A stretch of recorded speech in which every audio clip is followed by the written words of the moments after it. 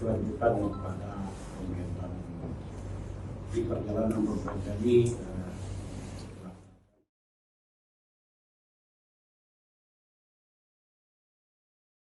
Syadaralun, pemerintah kota atau Pemkot Banda Aceh siap mendukung dan menjalankan surat edaran atau SE nomor 451/11286 tentang penguatan dan peningkatan pelaksanaan syariat Islam bagi aparatur sipil negara dan masyarakat di Aceh. Hal itu diungkapkan oleh penjabat atau PJ Wali Kota Banda Aceh, Amiruddin, saat berkunjung ke kantor harian Serambi Indonesia di Menasah Manyang, Ingin Jaya, Aceh Besar pada Rabu 9 Agustus 2023. Ia mengatakan pihaknya pada pekan lalu sudah melakukan rapat dengan Forkopimda terkait situasi di Banda Aceh saat ini, di mana dalam keputusan itu perempuan diminta meninggalkan warung kopi sebelum pukul 23 waktu Indonesia bagian Barat. Lanjut Amiruddin, pengawasan akan dilakukan oleh Satpol PP dan WH Banda Aceh dengan mendatangi sejumlah warung kopi yang menjadi pusat perkumpulan muda-mudi. Amiruddin meminta kepada semua pihak untuk mendukung penuh SE Gubernur Aceh tersebut, terutama warga kota Banda Aceh.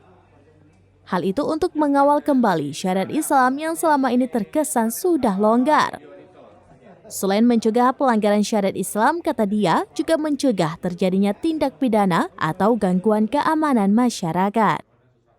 Kedatangan Amiruddin didampingi PLT Sekda Kota Banda Aceh Wahyudin dan jajaran lainnya yang disambut oleh pemimpin perusahaan Muhammad Din, pemimpin redaksi Serambi Indonesia Zainal Arifin M. Nur, dan jajaran manajer lainnya.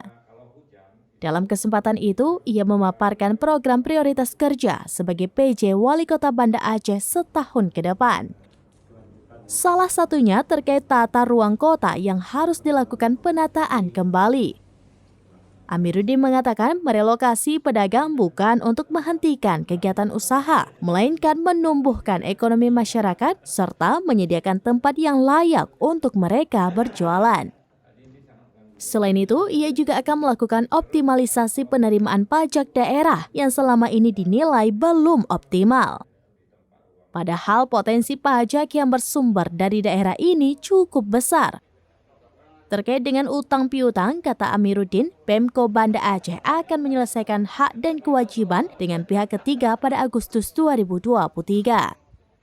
Tercatat Pemkot Banda Aceh memiliki utang belanja sebesar 148,7 miliar rupiah.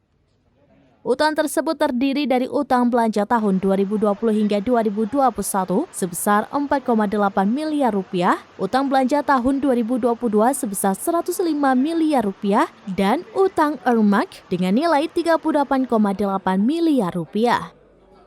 Dari total belanja tahun 2022 terdiri atas 87,1 miliar rupiah utang pada pihak ketiga, pada BLU DRSU Meraksa sebesar 14 miliar rupiah dan pada BPJS senilai 4 miliar rupiah.